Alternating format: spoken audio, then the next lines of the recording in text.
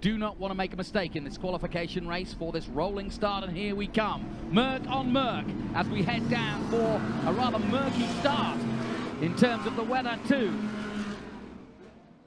Here we come. It's been a good, clean formation lap, and we're racing at Macau. What a beautiful sound and what a beautiful sight here at Macau. Macau dives into third place and a tap to the wall for sure from one of the Mercedes, and I think, if I'm not mistaken, that wasn't Eduardo Mortara. Look at the Maro angle now. Look at that. I said there'd be 3 wide, and they are. And here comes the number 18 BMW in third place. It was a super start by Augusto Farfus. Absolutely rocketed off the line. Looked to find a space. He found a space as well. Up into 4th place. And really challenging for 3rd. He's got 3rd already. And Maro Engel takes the lead as they go through Lisboa for the first time. Is anybody going to get caught out by the famous corner that is? Ooh, Rosenquist just misses the Lisboa corner there, but they're all safely through. Super stuff by the Brazilian in the 18th BMW Art car.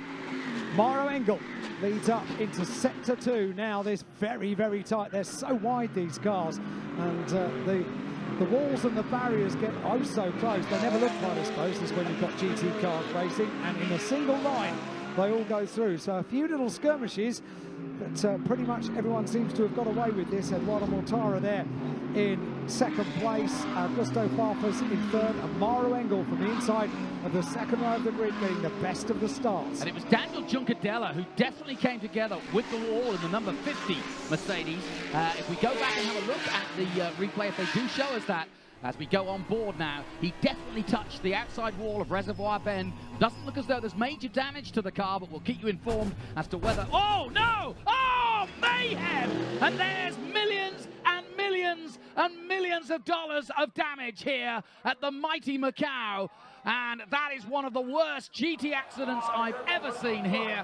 And in the place, the city that is a gamble, the lottery has absolutely come to an end. Right at the front of here is the 911, and you can see his frustration. Cars everywhere. Lucas de Grassi not even on the ground. Not on the tarmac. And not able to get out. Did anybody make it through? No hesitation in bringing out the red flag. Yes, they did, look. Course completely blocked. My goodness. My goodness. What were you saying as we walked across the bridge? Everything had been relatively clean so far today. Mm-hmm. I rest my valise. Goodness me. 4 cars come through. Wow. Into pit lane. Now, we don't know... well, let's have a look at what happened, first of all. We haven't seen what happened. Augusto Farfus in 3rd place goes through, and it's at police that they come together, and it's Juncadella who may well have been the cause, because Juncadella now backwards, and I think he had a damaged car anyway, but Juncadella is the car that's turned round. The Porsche of, is it? I'm trying to see who it was. I think it was Laurent Vantour. It is Laurent Vantour's car, There he is at the front. Yeah, Laurent Vantour came through, and all the drivers are out and having a word.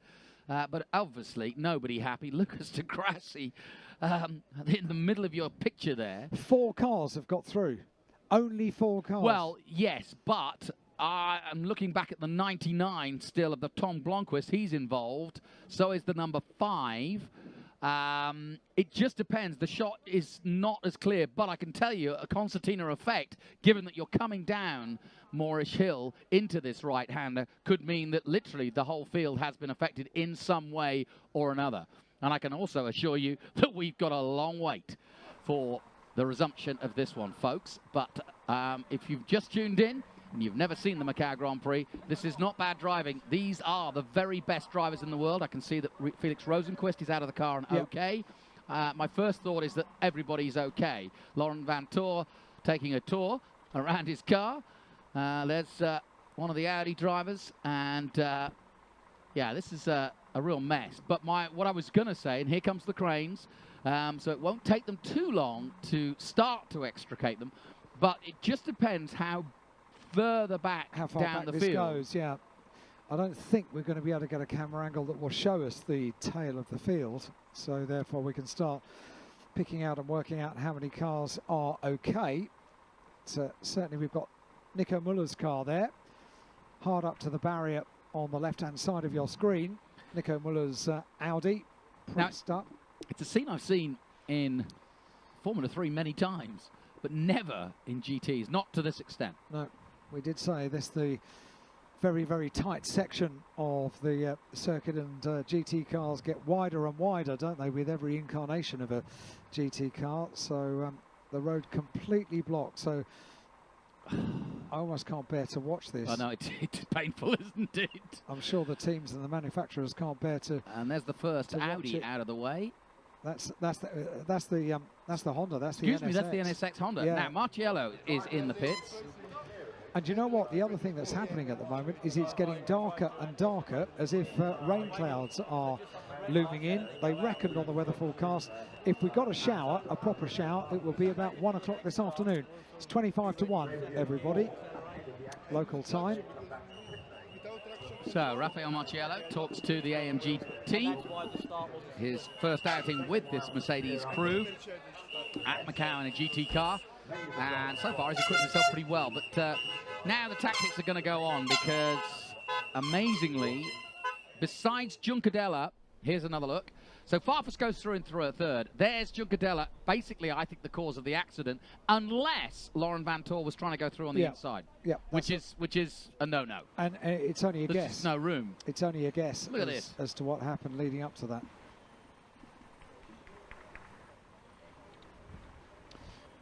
One, two, now, here's three, another thing 4, 5, 6 million, or just cars? 6 cars at very least. We're trying to recover Laurent Vantor's Porsche, which is very battered. Here's something they instituted last year into this race, is these dollies.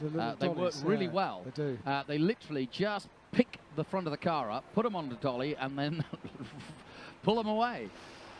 Laurent Vantor, of course, who won this race last year, albeit with a different manufacturer. Oh, here we go, on board.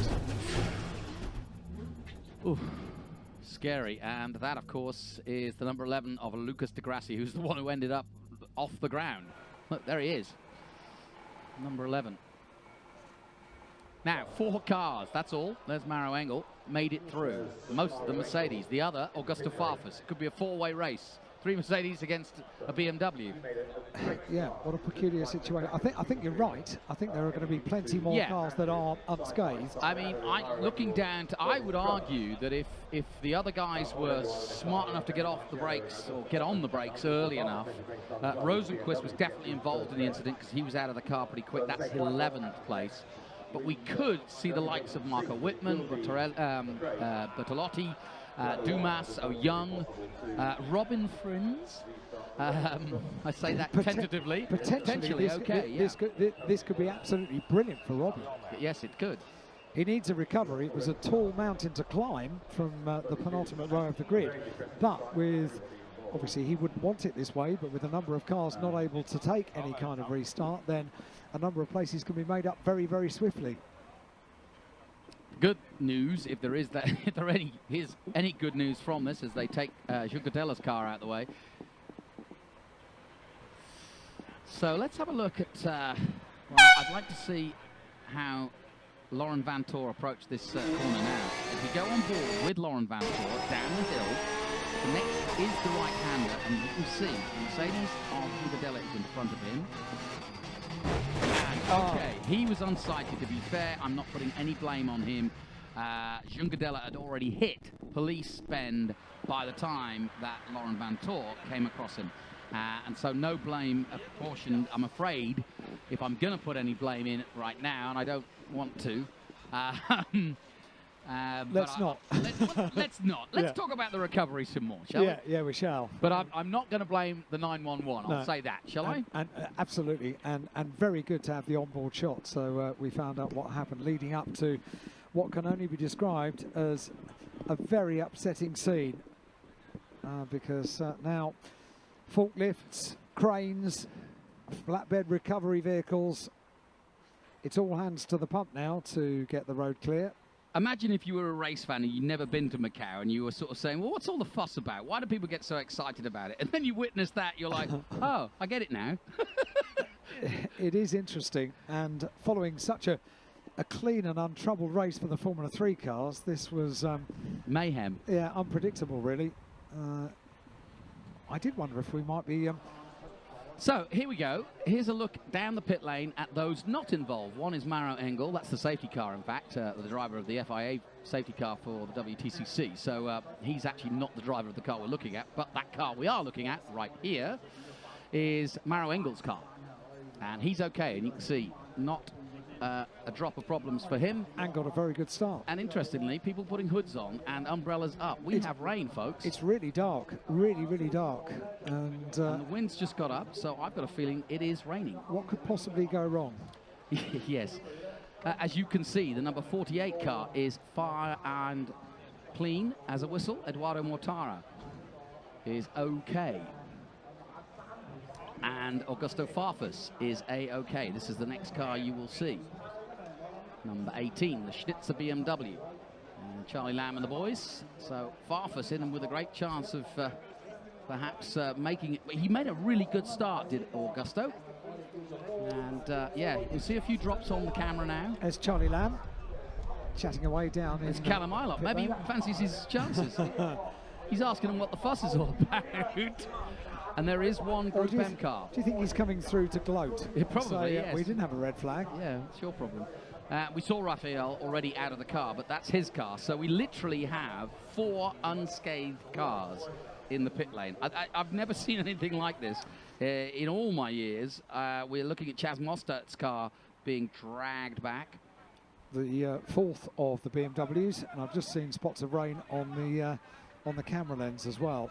Let's have a look at some of the sort of highlights of that crash. And you can see Juncadella gets turned around, Vantoor's in it, several Audis, Lucas de Grassi's put into the sky because of it. The number 99, Tom Blomqvist, is stuck underneath. Here we go on board behind the 27, and a nasty, nasty picture for Lucas de Grassi. That was really not a pleasant sight. Luckily, not one of the fastest corners. There's Juncadella already in the wall, and I think he was pretty close to Maro Engel. That might have been the problem. It looks as though the VLT Porsche of Daryl O'Young